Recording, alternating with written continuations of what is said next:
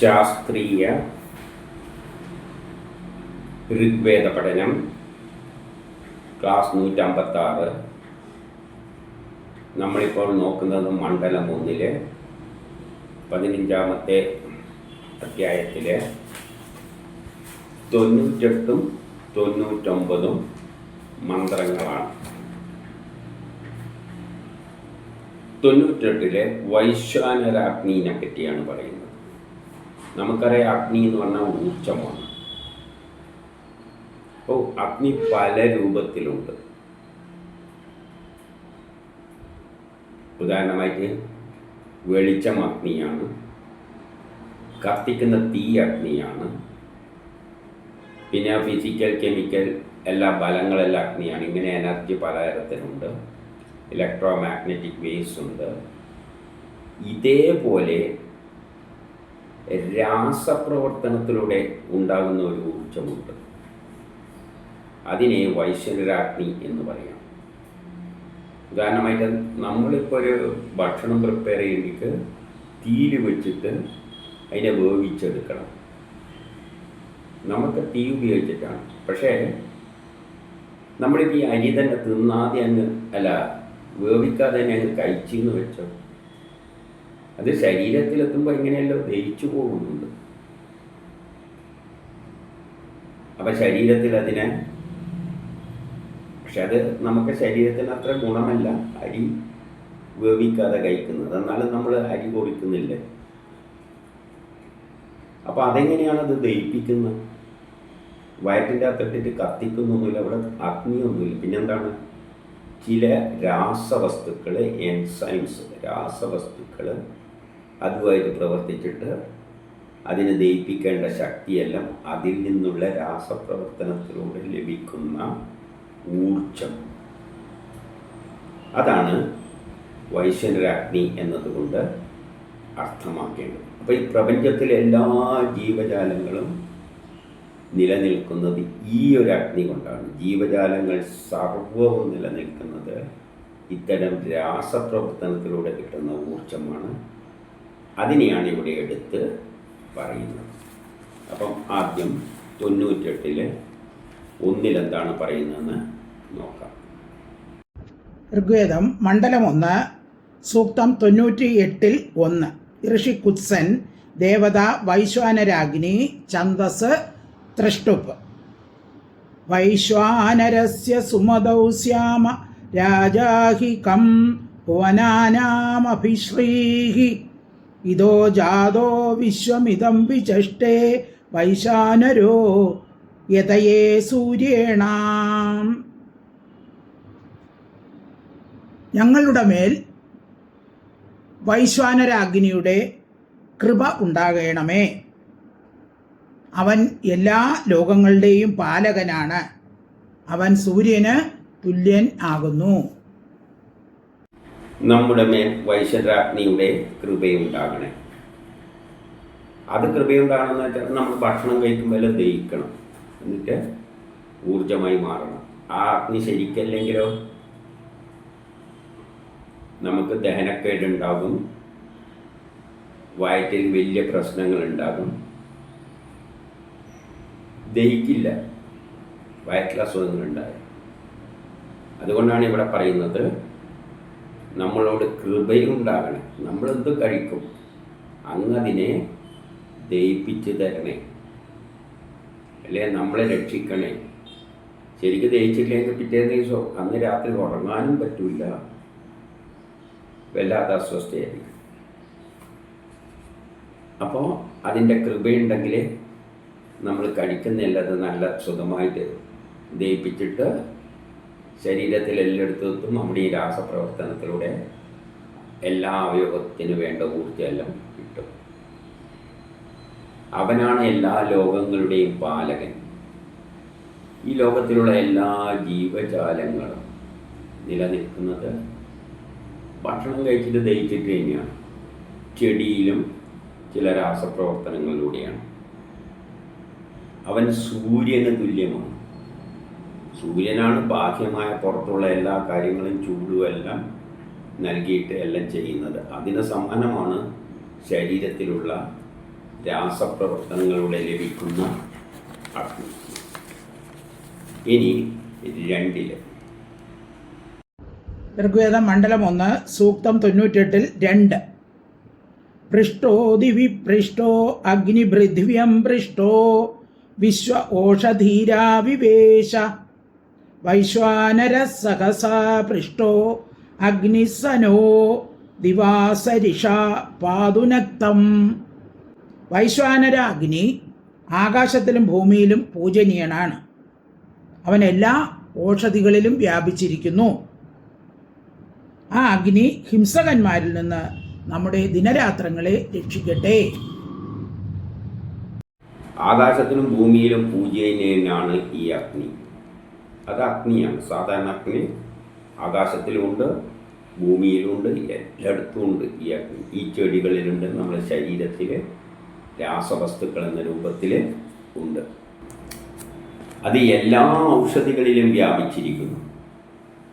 ഔഷധത്തിലും ഈ ഒരു അഗ്നിയാണുള്ളത്.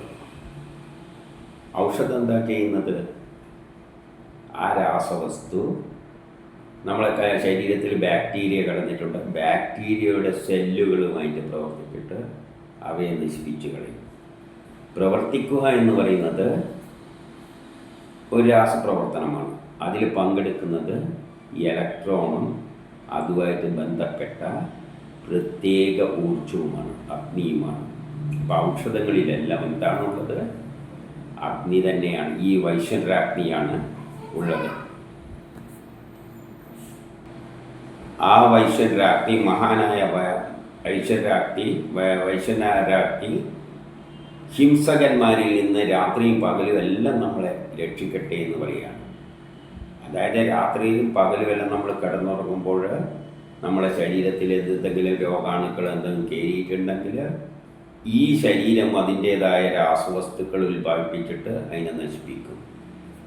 അതുകൊണ്ട് എപ്പോഴും അത് നമ്മുടെ ശരീരത്തിൽ ആക്റ്റീവായിട്ട് ശരീരം നിർമ്മിക്കാൻ മാത്രമല്ല രോഗാണുക്കളെ ഇല്ലാതാക്കാനുമെല്ലാം അത് ആക്റ്റീവായിട്ട് നിൽക്കുകയാണ്.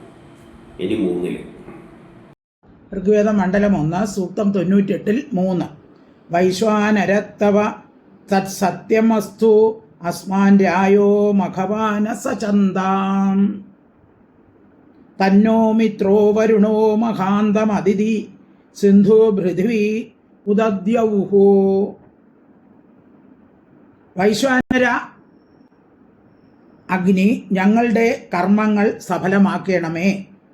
ഞങ്ങൾക്ക് ധനയുക്തമായ ഐശ്വര്യം നൽകണമേ. മിത്രനും വരുണനും അതിഥിയും സമുദ്രവും പൃഥിവിയും ആകാശവും ഞങ്ങളുടെ മേൽ കൃപ ചൊരിയണമേ. ഈ വൈശ്വരാഗ്നിയോട് പറയാണ് ഞങ്ങളുടെ കർമ്മങ്ങൾ സഫലമാക്കണേ. നമ്മൾ എന്ത് കർമ്മങ്ങളും ചെയ്യിപ്പിക്കൽ ശരീരം ആക്റ്റീവായിരിക്കണം. ശരീരത്തിൽ അതിന് വേണ്ട ഊർജം നൽകണം. ഈ ഊർജ്ജം എല്ലാം കിട്ടുന്നത് ഈ വൈശ്വരാഗ്നിയിൽ നിന്നാണ്. അതിലൂടെയാണ് നമ്മൾ കർമ്മങ്ങൾ ചെയ്യുന്നത്, നമ്മുടെ ജീവിതം സഫലമാകുന്നത്. അതിലൂടെ നമ്മൾ ധനം നേടുന്നു, ഐശ്വര്യം നേടുന്നു. നമുക്ക് പ്രവർത്തിക്കാനുള്ള ശക്തിയെല്ലാം ഭക്ഷണത്തിലെ രാസവസ്തുക്കളിലൂടെയാണ് കിട്ടുന്നത്. ചിന്തിക്കാനുള്ള ബുദ്ധിയെല്ലാം ഇത്തരം രാസവസ്തുക്കളിലൂടെയാണ്, രാസപ്രവർത്തനങ്ങളിലൂടെയാണ് കിട്ടുന്നത്. അതിലൂടെയാണ് നമ്മൾ ചിന്തിച്ച് പ്രവർത്തിച്ചിട്ട് ധനം നേടുന്നതും ഐശ്വര്യം നേടുന്നതിനും. അതിനാരെല്ലാം സഹായിക്കണം? മിത്രനും വരുണനും അതിഥിയും സമുദ്രവും പൃഥ്വിയും ആകാശവും എല്ലാം കൃപ ചൊരിയണേ. അതെല്ലാ ദേവതകളെയും വിളിച്ച് പറയുകയാണ്. മിത്രം എന്ന് പറഞ്ഞാൽ അനുകൂല സാഹചര്യമുണ്ടെങ്കിൽ നമുക്ക് കർമ്മം ചെയ്താൽ ഫലം കിട്ടുകയുള്ളൂ. വരുണൻ എന്ന് പറഞ്ഞാൽ ആറ്റത്തിൻ്റെ അകത്തുള്ള ഓർബിറ്റുകളാണ്. അല്ലെങ്കിൽ ഗ്രഹങ്ങൾ അനുകൂലമായ സമയം നിൽക്കുകയാണ്. അതിഥിയെല്ലാം സൃഷ്ടിക്ക് മുമ്പിലേ ഉള്ളത് സമുദ്രവും ഭൂമിയും. ഇവിടെയെല്ലാം നമ്മൾ യജ്ഞങ്ങൾ, ചിലപ്പോൾ കടലിലാണ് യജ്ഞം ചെയ്യുന്നത്. മീനെല്ലാം പിടിക്കുന്നത് യജ്ഞം തന്നെയാണ്. ഭൂമിയിൽ യജ്ഞങ്ങൾ ചെയ്യുന്നു. അതിലൂടെ നമുക്ക് കൃപ ചൊരിയണേ എന്ന് പറയുകയാണ്. ഇനി നമ്മൾ 99ാമത്തെ സൂത്രത്തിൽ ഒരു മന്ത്രമേ ഉള്ളൂ. ആ മന്ത്രം നോക്കാം. ഋഗ്വേദ മണ്ഡലം 1 സൂക്തം 99 1. ഋഷി മരീചിപുത്രൻ കശ്യപൻ, ദേവത ജാതവേദ അഗ്നി, ഛന്ദസ് തൃഷ്ടുപ്പ്. ജാതവേദസേ സുനവാമ സോമമരാദിയതോ നിദഹാദിവേദഃ സനഃ പരിഷതി ദുർഗാണി വിശ്വ നാവേവ സിന്ധും ദുരിതാത്യഗ്നിഃ. ധനോൽപാദകനായ അഗ്നിക്ക് വേണ്ടി നമുക്ക് സോമരസം തയ്യാറാക്കാം. ശത്രുക്കളുടെ ധനത്തെ അഗ്നി ഭസ്മമാക്കട്ടെ. വള്ളം നദിക്കക്കരെ കടത്തുന്നത് പോലെ ഈ അഗ്നി നമ്മെ ദുഃഖങ്ങളുടെ അക്കരെ കടത്തുന്നു. അങ്ങനെ നമ്മുടെ രക്ഷകൻ ആയിരിക്കുന്നു. ധനം ഉൽപ്പാദിപ്പിക്കുന്ന അഗ്നി നമുക്ക് ധനം നേടിത്തരുന്ന അഗ്നിയാണ്. ഇങ്ങനെയെല്ലാം നമ്മളത് ധനം നേടുക. പല കർമ്മങ്ങൾ ചെയ്തിട്ട് വ്യവസായശാലകളിൽ വർക്ക് ചെയ്തിട്ട് അവിടെ എല്ലാം അഗ്നി വേണം. ഇനി അതല്ല ചെറുതായിട്ട് ചിന്തിക്കുകയാണെങ്കിൽ നമ്മൾ ചെറിയ പൈസ അരി വാങ്ങുന്നു, എന്നിട്ട് പാത്രത്തിൽ വെള്ളത്തിലെല്ലാം ഇട്ടിട്ട് ചൂടാക്കിയിട്ട് ചോറാക്കിയിട്ട് കറിയും ഉണ്ടാക്കണം, എന്നിട്ട് പൊതിച്ചോറായിട്ട് വിൽക്കുന്നു, വില കൂടിയ ചോറാക്കിയിട്ട് മാറ്റുന്നു. ഇതാരുടെ സഹായത്താലാണ്? അഗ്നിയുടെ സഹായത്താലാണ്. അപ്പം ധനം ഉൽപ്പാദിപ്പിക്കുന്നത് അഗ്നിയാണ്. നമ്മളതിന് സോമം രസം തയ്യാറാക്കുന്നു. സോമം അഗ്നിക്ക് എന്ത് കൊടുക്കും? ഇൻപുട്ട് കൊടുക്കണം. എന്തെങ്കിലും ഉണ്ടാക്കണ്ടെങ്കിൽ ഇൻപുട്ട് കൊടുക്കണം, അതാണ് സോമം. ചോറുണ്ടാക്കി വെക്കണ്ടെങ്കിൽ അരിയും വെള്ളവും കൊടുക്കണം, അത് സോമം. അതിനെ അഗ്നി എന്താക്കിത്തരും? ചോറാക്കിത്തരും. വിറ്റിട്ട് പൈസ ഉണ്ടാക്കാം. ശത്രുക്കളുടെ ധനത്തെ അഗ്നി ഭസ്മമാക്കട്ടെ. ശത്രുക്കളുടെ നടത്തെ ഭസ്മമാക്കട്ടെ എന്ന് പറഞ്ഞാൽ ശത്രുക്കളുടെ നമ്മുടെ തടസ്സങ്ങളിൽ ഇല്ലാതാക്കട്ടെ. വിശപ്പുണ്ടെങ്കിൽ ചോറുണ്ടാക്കി കഴിച്ചാൽ മതി, അഗ്നി ചോറാക്കി തരും, കഴിക്കാം. അപ്പം നമ്മുടെ ശത്രുതയെല്ലാം നമുക്ക് നമ്മുടെ വിശപ്പുമെല്ലാം ശത്രുവായിട്ട് കണക്കാക്കാം. വിശപ്പ് ശത്രുവാണ്. നമുക്കെതിരായിട്ട് എന്തെല്ലാം ഉണ്ട് അതെല്ലാം ശത്രുതയാണ്. ഇനി വേറൊരു ശത്രു വരുന്നുണ്ടെങ്കിൽ ബോംബിട്ട് കൊടുത്താൽ മതി. വിദേശികൾ സൈന്യങ്ങൾ വരികയാണെങ്കിൽ നമ്മൾ ബോംബിട്ട് കൊടുത്താൽ മതി. ആ ബോംബിൽ എന്താണ് വർക്ക് ചെയ്യുന്നത്? അഗ്നിയാണ്. ഒരു ഇരുമ്പിനെ പരത്താൻ അത് ശത്രുതയുണ്ട്. അടിച്ചാലൊന്നും അത്ര പെട്ടെന്ന് പരത്താൻ പറ്റില്ല.